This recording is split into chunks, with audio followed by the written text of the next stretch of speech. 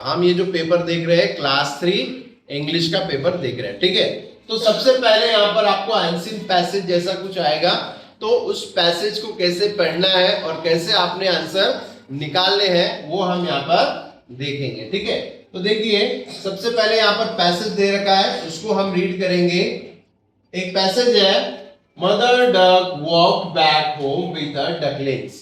तो आपको क्या करना है, इसको छोटे छोटे इसके टुकड़े करके पढ़ना है ताकि आपको समझ में आए कि कैसा इसको क्या मतलब इसका निकल रहा है, ठीक है। तो देखिए मदर डक वॉक बैक, मतलब मदर डक जो है वो वॉक करते हुए गई home, back home with her ducklings. कहां गई? अपने बच्चों के साथ। डकलिंग्स किसको कहते हैं? डक के बच्चे को। पिग के बच्चे को क्या कहेंगे? हाँ, पिगलेट, ठीक है। तो ये आपको क्लास 1 से ही पता है। तो वो अपने बच्चों के साथ गई। She had taken 6 of them to a pond to swim.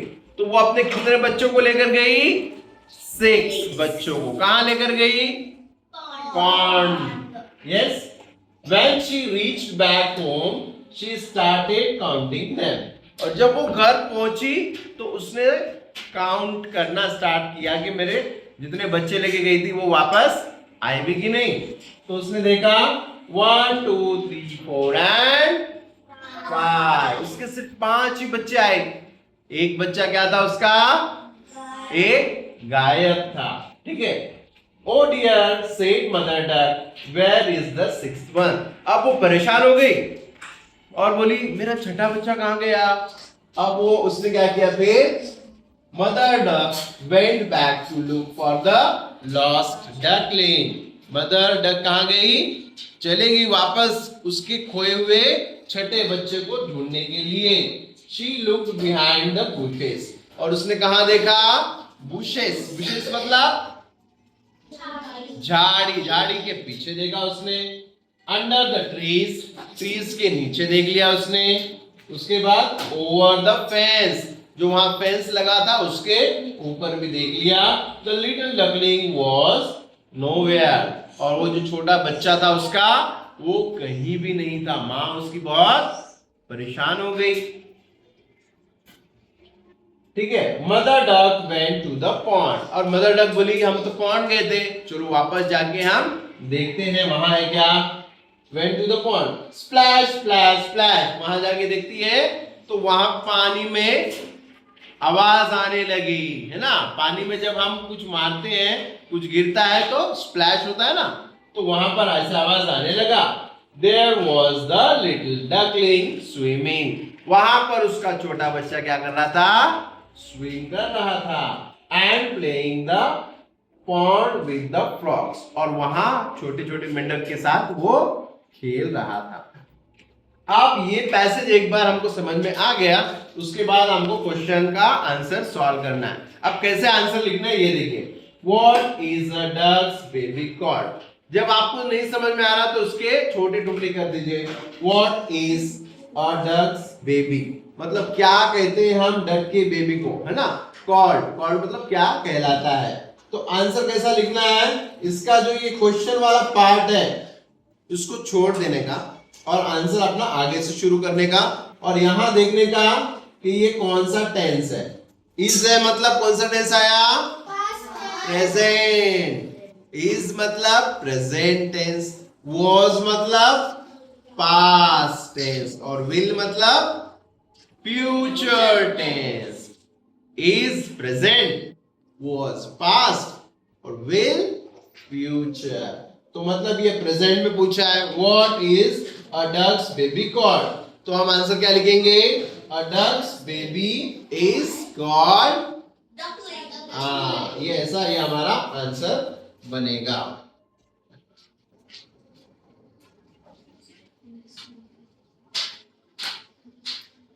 A duck's baby is called duckling. ये इस तरह से हमारा एक answer.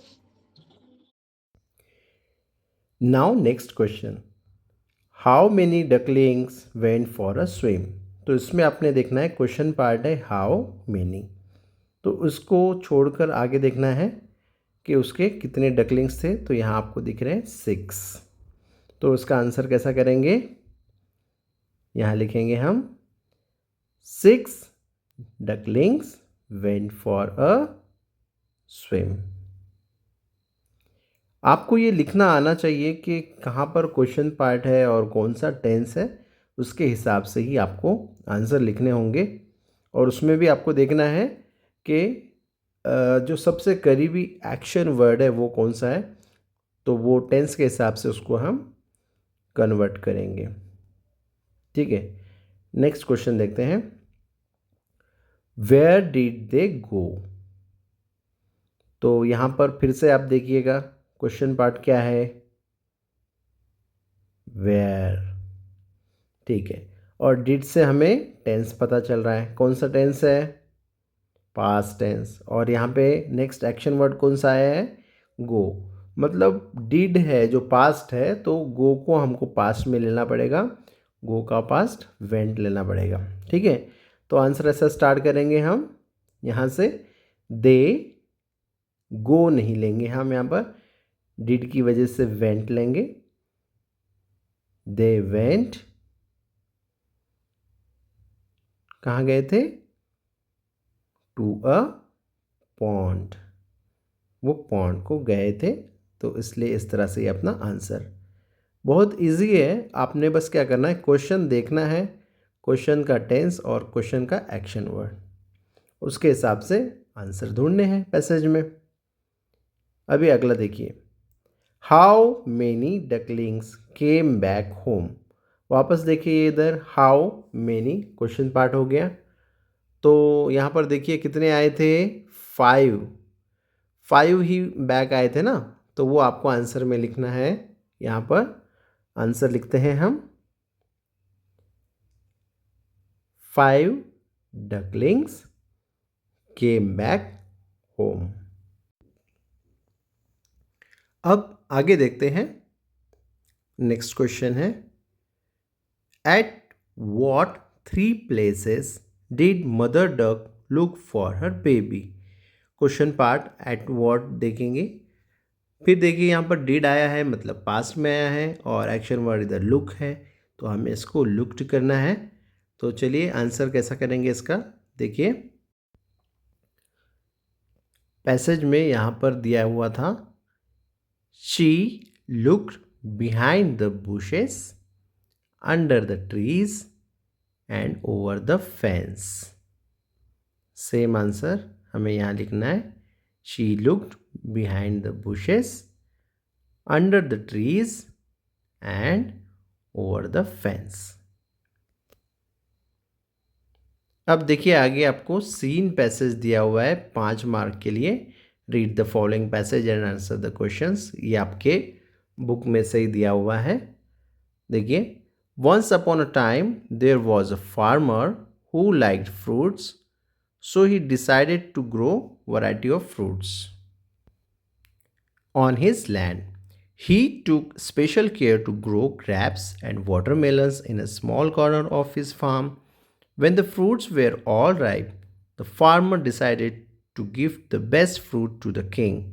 Then his wife said, "This year, the best fruit on our farm are the watermelons and the grapes." The farmer thought about it and said, "Since it is a long journey to the palace, I shall take the grapes as watermelons are too heavy." So he put bunches of grapes in a basket and walked to the king's palace. The farmer saw the king playing with the princess. The king was in a playful mood. The king playfully threw grapes at the farmer. अब देखते हैं question, What did the farmer grow on his farm? देखिए बच्चों, जब आपको समझ में नहीं आता है ना, तो उसके छोटे छोटे टुकड़े करके पढ़ना है। तो यहाँ पर देखिए क्वेश्चन पार्ट ढूंढ लिया हमने, टेंस भी ढूंढ लिया, डिड है, और एक्शन वर्ड ग्रो है। तो डिड की वजह से हमको आंसर में ग्रेव लिखना है। तो देखिए, what did the farmer grow on his farm, तो यहाँ पैसेज में आप देखिए यहाँ पर बता रखा था ना, क्या ग्रो किया था उसने, द फार्मर, क्या ग्रो की जगह हमने क्या करना है, ग्रेव लेना है, पास्ट करना है इसको, watermelons and grapes on his farm. तो ये रहेगा इसका आंसर। ठीक है, आपको ऊपर ही आंसर दिया हुआ रहता है, उसको आपने बस ढूंढना है और उसको लिखना है। इसके लिए छोटे छोटे टुकड़े करके उसको समझ लेना है।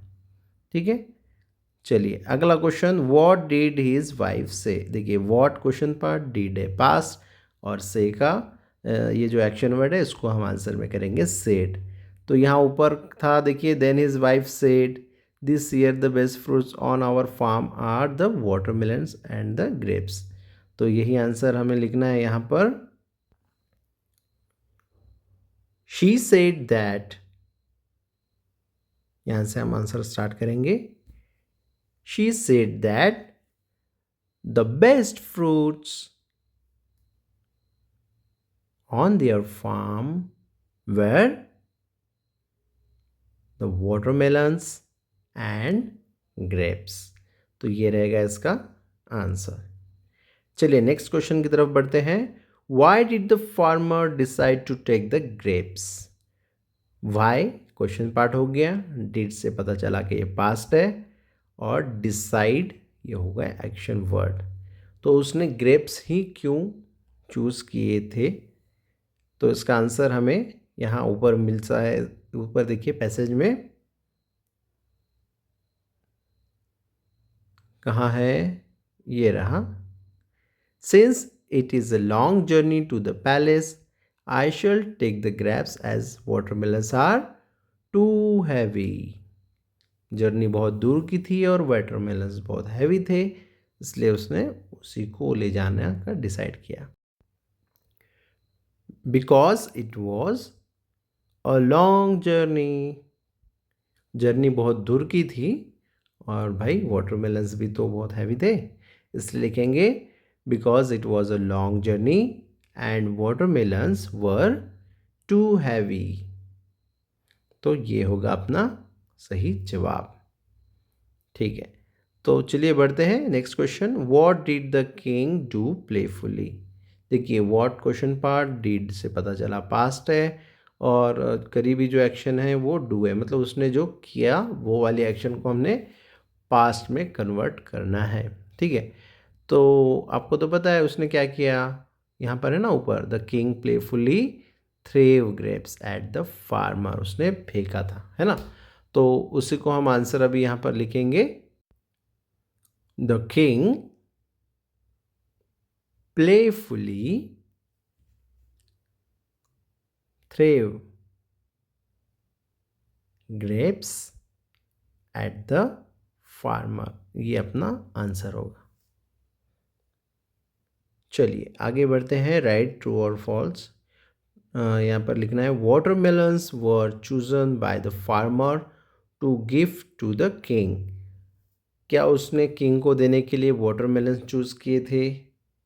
नहीं, अभी तो हमने देखा कि वो बहुत हैवी थे, तो ये क्या हो गया, वाटरमेलन्स फॉल्स हो गया। तो इसलिए यहाँ पर हम इसको लिखेंगे फॉल्स।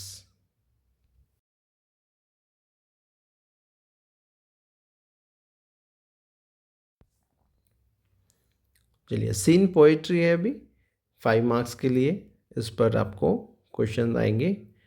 आपकी ही एक पोम आएगी और उसी की कुछ लाइन से आपको क्वेश्चन पूछ जाएंगे। Read the following poem and answer the questions. तो ये वाली यहाँ पर आई है, the sun that shines all day so bright I wonder where it goes at night. 5 marks के लिए है ये। It sinks behind a distant hill and all the world grows dark and still. तो उस पर से आपको क्वेश्चन के आंसर देने हैं। Where does the sun go after the end of the day. तो देखिए क्वेश्चन पार्ट वेयर, और डज से हमें पता चल रहा है कि प्रेजेंट में है, इसलिए इस गो को हमें प्रेजेंट के हिसाब से ही लिखना है। तो आंसर हमारा यहाँ पर क्या होगा,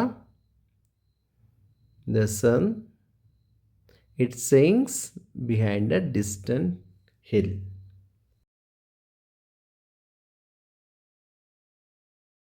Question 2. The poem talks about the sun in the sky. What else do you see when you look up at the sky? तो जब आप आसमान में देखते हो तो आपको उसके अलावा और क्या दिखता है? तो ये तो बहुत इजी है, आप खुद इसको लिख सकते हो। यहाँ पर देखिए, what else do you see, तो ये क्वेश्चन पार्ट है और डू से जो है पता चल रहा है कि प्रेजेंट, और सी को हमको उस हिसाब से रखना है। तो आप इसका आंसर अपने हिसाब से भी लिख सकते हैं, जो भी आपको आसमान में दिख रहा है वो आप यहाँ पर लिख देना है। तो हम एकदम लिखते हैं इजी, ऐसा स्टार्ट करेंगे। आई सी, क्या देखते हैं हम लोग? मून, और साथ ही मून एंड स्टार्स डाल देंगे फिर यहाँ पर। हो गया। चलिए आगे बढ़ते हैं। Find a rhyming pair of words from these lines. तो देखिए इसमें राइमिंग वर्ड्स आ रखे हैं, पोम में तो राइमिंग वर्ड्स तो आएंगे ही। जैसे यहाँ पर स्टार्टिंग में आपको देखने मिलेंगे ब्राइट और नाइट, उसी तरह हिल और स्टिल। तो ये राइमिंग वर्ड्स के पेयर्स मिल गए हमको, वो हम यहाँ पर लिख देंगे, हिल और स्टिल, और दूसरा जो मिला था ब्राइट और नाइट, यहाँ लिख देंगे। Make a sentence using the given word. तो वर्ड दिया गया है वंडर, वंडर से आपने एक सेंटेंस यहाँ पर बनाना है। जैसे I wonder where the birds go at night. तो ये बन गया एक सेंटेंस। अब चलिए नेक्स्ट देखते हैं। What word tell us that the sun is giving light. तो यहाँ पर एक वर्ड आया था जिससे हमें पता चल रहा है कि सन हमको लाइट देता है। वो वर्ड कौन सा था? वो वर्ड था ब्राइट। तो सीधा सीधा हम यहाँ पर लिख देंगे ब्राइट। सेक्शन बी राइटिंग है, जो कि 15 मार्क्स के लिए है। पहला क्वेश्चन 5 मार्क्स का, colour the picture and right few lines about it. जब आप इसको कलर करोगे तो आपको पूरा आइडिया मिलेगा कि यहाँ पर अर्थ दे रखी है, रिवर है, उसमें वाटर एनिमल्स दिख रहे हैं, और इधर एनिमल्स भी हैं, लैंड ऑन एनिमल्स, प्लांट्स है, और सबसे ज़रूरी चीज़ यहाँ पर जो स्लोगन दे रखा है, प्रोटेक्ट आवर प्लैनेट। तो जो अपनी अर्थ है उसको प्रोटेक्ट करना है, ये इस पोस्टर के ज़रिए से समझ में आ रहा है। तो अपनी फर्स्ट लाइन ही हम इसके बेस पर बनाएंगे कि हम यहाँ लिखेंगे we should protect our planet Earth. अब सेकेंड सेंटेंस यहाँ पर हम लिखेंगे, इसके बारे में हम लिखेंगे वी मस्ट प्लांट। इन प्लांट्स के बारे में हमें लिखना है, we must plant more trees, है ना। यहाँ पर प्लांट्स दे रखे, उसके बारे में भी हमने लिख दिया। अब तीसरा लिखते हैं वी शुड सेव। क्या सेव करना चाहिए हमने? Water and electricity. जब हमको अर्थ को सेव करना है तो जितनी आप इलेक्ट्रिसिटी सेव करोगे उतना वाटर भी सेव होगा। और फोर्थ लिखेंगे वी मस्ट कीप, क्या करना है हमको? और we must keep our surroundings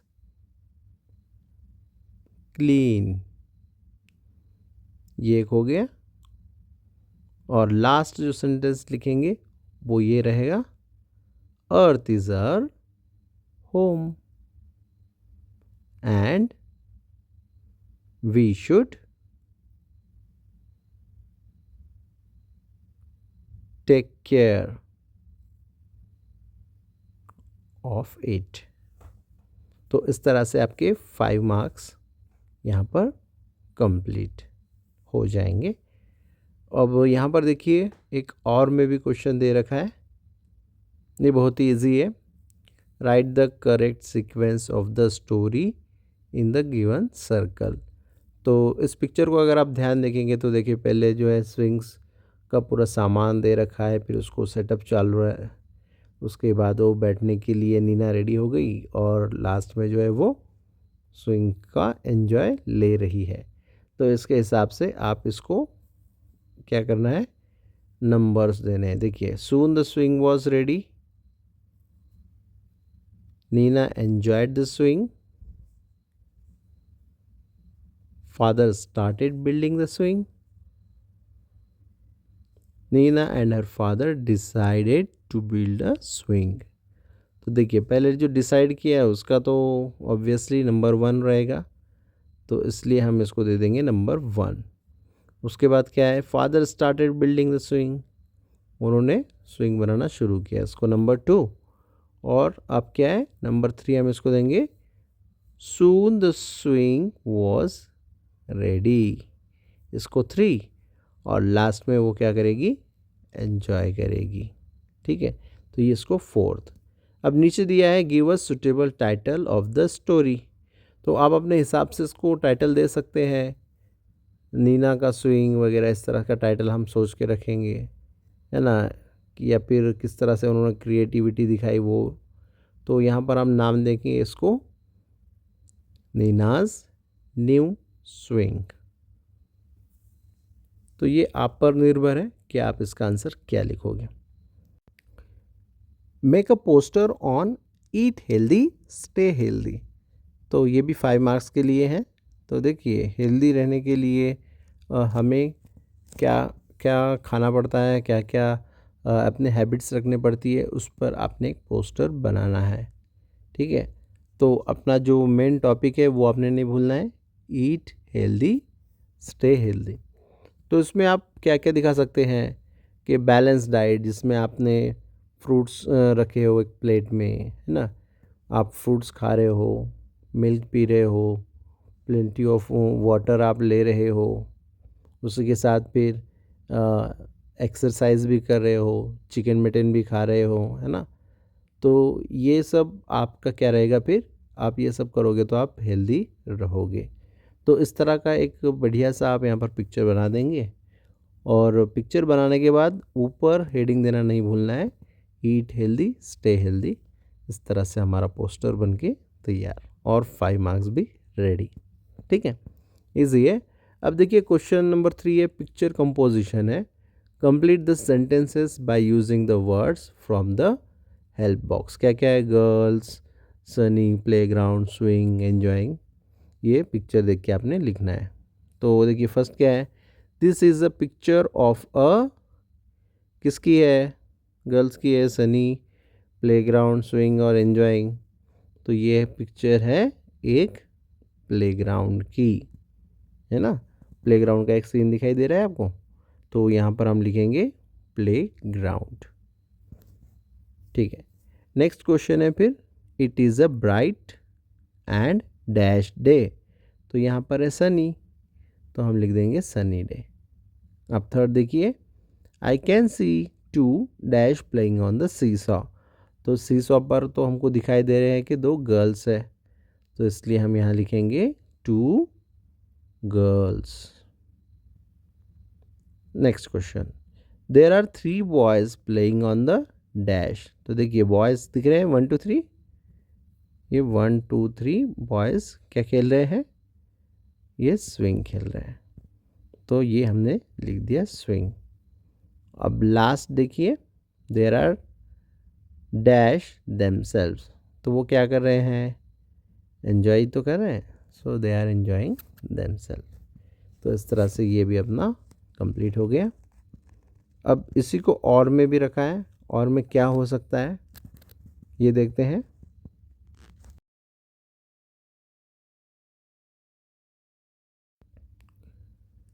complete the following story.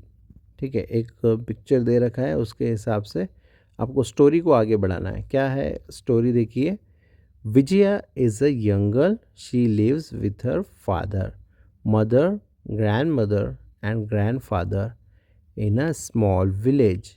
Each day, अब आपको एक सिचुएशन बता रखी है कि विजया नाम की एक लड़की है, जो उसके फादर मदर और ग्रैंड मदर एंड ग्रैंडफादर के साथ एक छोटे से गांव में रहती है। तो एक गांव की आपको लाइफ आप यहाँ पर डिस्क्राइब करनी है।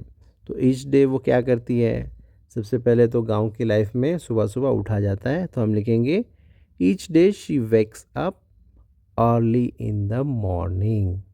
ठीक है, सिटी में भी जल्दी उठना ही चाहिए, ऐसा नहीं है कि गांव में तो ही उठेंगे, लेकिन गांव का जो माहौल रहता है ना, चिड़ियों का चहचहाहट, जानवरों की आवाज़ से आदमी जल्दी उठ जाता है। ठीक है, अब नेक्स्ट लाइन लिखेंगे she helps her mother in, किसमें, माँ की वो अपनी हेल्प करती है, किन चीज़ों में, in small house hold work, जो भी घरेलू काम रहते हैं, जैसे बर्तन मांजना, कपड़े धोना, पानी भरना या फिर पोछा लगाना, इसमें वो अपनी माँ की हेल्प करती है। देन शी गोज़, कहाँ जाएगी, कहाँ भेजना चाहोगे आप, टू स्कूल। ठीक है, तो उसको हमने भेज दिया स्कूल, किसके साथ जाएगी, विथ हर फ्रेंड्स, उसके फ्रेंड्स के साथ वो स्कूल जाएगी। तो आप अपनी क्रिएटिविटी के हिसाब से सोच सोच कर यहाँ पर आप लिख सकते हैं। ठीक है, द नेक्स्ट लाइन हम लिखेंगे शी स्टडीज़, अब वो स्टडी कर रही है, किस चीज़ की, किसके साथ, क्या मज़ा आ रहा है उसको, उसके बारे में आपको सोच के लिखना है। She studies well and respect, किसके रिस्पेक्ट कर रही है, रिस्पेक्ट हर टीचर्स, उसके टीचर्स की भी वो इज्जत करती है। ठीक है, तो ये हमने यहाँ पर लिख दिया। अब नेक्स्ट लाइन लिखेंगे इन द इवनिंग, आप उसको शाम को कहीं और भेजने का सोच सकते हैं, कहाँ भेजेंगे, in the evening she plays with her friends, शाम को ही खेलने जाती है वो, अपने फ्रेंड्स के साथ खेलती है।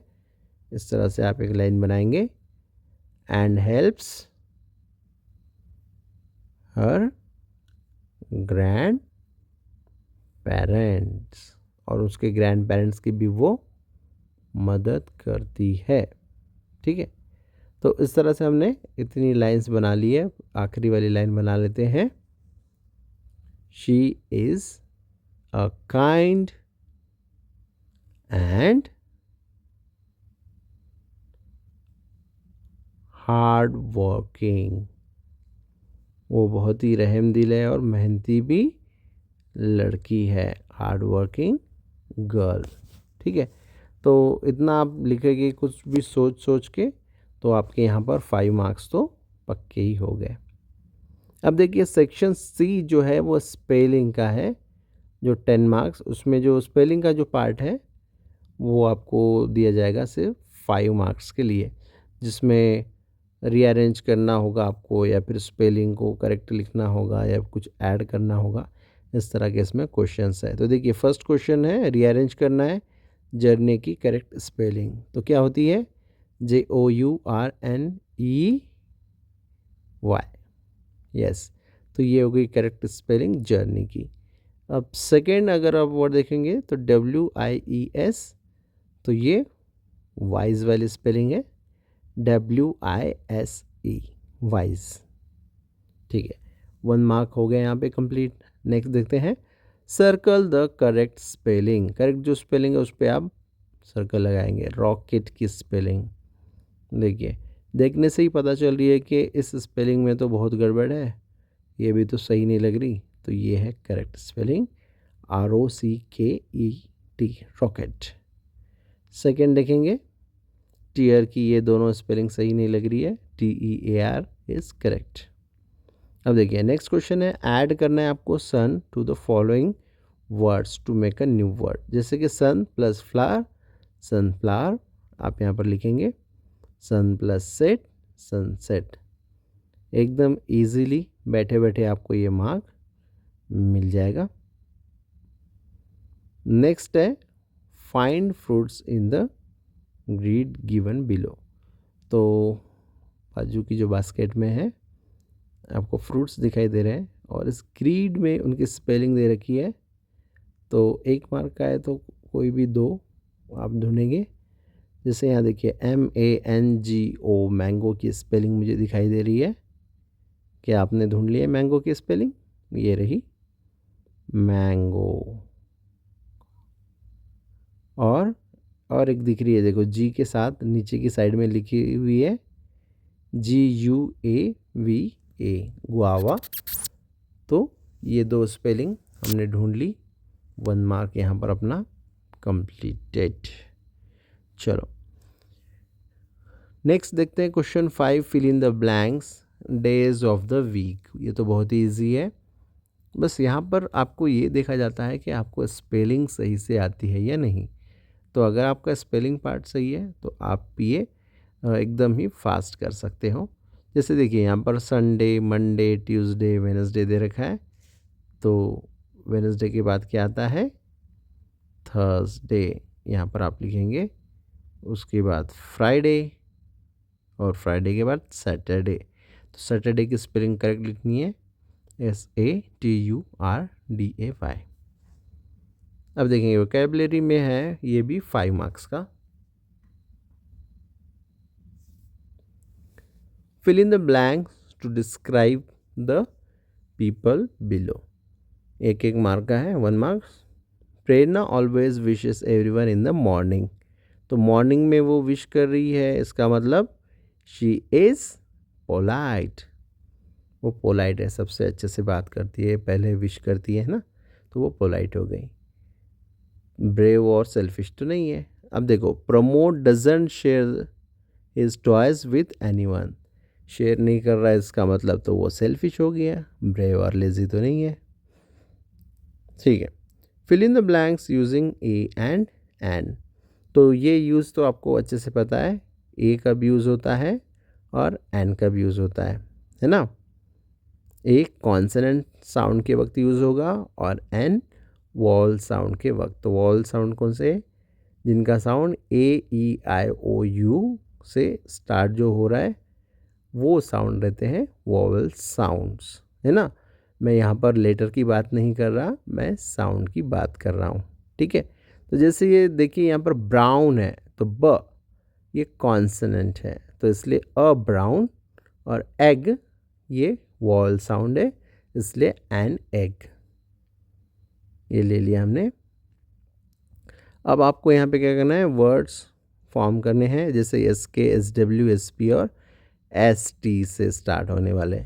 देखिए देयर आर डैश INGS लिखा है इन द पार्क। तो क्या हो सकता है, पार्क में क्या होंगे? SK ING तो नहीं लगा सकते, तो यहाँ हम SW लगाते हैं, स्विंग्स बन गया, स्विंग्स बन गया। Second, the children throw dash in the river. तो क्या थ्रो कर रहे हैं? तो देखिए ST अगर हम लगा दिए तो यहाँ पर स्टोन्स हो गए, स्टोन्स को थ्रो किया। चलिए आगे, rewrite the following sentence using and but. इसका प्रैक्टिस हमने पहले भी ले रखा है। I like to watch cartoons, my sister likes to watch movies. देखिए 2 अलग अलग चीज़ें हो गई, इसलिए हम यहाँ पर एंड नहीं लेंगे, है ना। इसको कार्टून पसंद है, उसको मूवी पसंद है, इसलिए इसके बीच में हम बट लेंगे।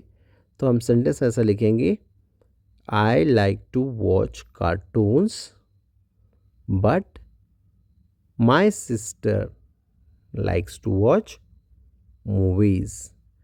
कार्टून्स के बाद हम यहाँ पर लेंगे बट, और फिर आगे का सेंटेंस जैसे कि वैसा लिख देंगे। तो ये आपने ध्यान में रखना है कि जैसे बट में हमने पूरा सेंटेंस लिखा है वैसे एंड में नहीं लिखना होता है ना। तो एंड में क्योंकि दोनों चीज़ें सेम होती है तो दोनों चीज़ें हमको बार बार नहीं बोलनी पड़ती है। जैसे कि आपको नीचे के सेंटेंस में ये देखने को मिलेगा, Anita plays volleyball, Anju plays volleyball. दोनों भी सेम चीज़ खेल रहे हैं, इसलिए हमको यहाँ पर एंड लगाना है, लेकिन पूरा सेंटेंस हम बार बार नहीं बोलने वाले हैं। तो इसलिए हम शॉर्टकट में क्या लिखेंगे, अनीता एंड अंजू। अब यहाँ पर प्लेज नहीं आएगा क्योंकि वो सिंगल नहीं है, सिंगुलर नहीं है, अब दोनों प्लूरल हो गए हैं, दोनों हैं, इसलिए हम यहाँ लिखेंगे Anita and Anju play. Plays नहीं आएगा बल्कि हम यहाँ लेंगे प्ले वॉलीबॉल। ये छोटी छोटी चीज़ें होती हैं जो बहुत इम्पॉर्टेंट है, जो आपका आधा आधा मार्क भी अगर काट दे तो आपके 5-6 मार्क्स तो आराम से काट देगी। ठीक है, तो उन छोटी छोटी चीज़ों पे हमें ख़ास तौर पे ध्यान देना है।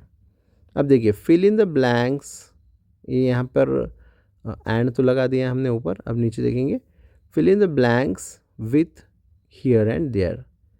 तो कौन सी चीज़ों में आप हियर लगाएंगे, जो पास है, और देयर कब लगाएंगे, जो दूर है। जैसे फर्स्ट सेंटेंस है this is my bench I sit here, अगर ये मेरी बेंच है तो मैं यही बैठूंगा ना, सो हियर लगाना है आपने। ठीक है, तो इस तरह से हमारा क्या हो गया, पूरा क्वेश्चन पेपर सॉल्व कर दिया हमने। अगर आपको अभी भी कुछ डाउट है तो आप कमेंट में लिख सकते हैं, आपका जो भी डाउट है तो वो उसको मैं क्लियर करने की पूरी कोशिश करूँगा।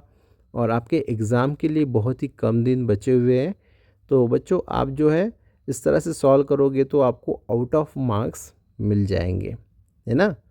तो यही उम्मीद करते हैं कि आपको आउट ऑफ मार्क्स मिले और आप इसी तरह पढ़ाई करते रहें। तो मिलते हैं नेक्स्ट वीडियो में, तब तक के लिए बाय बाय।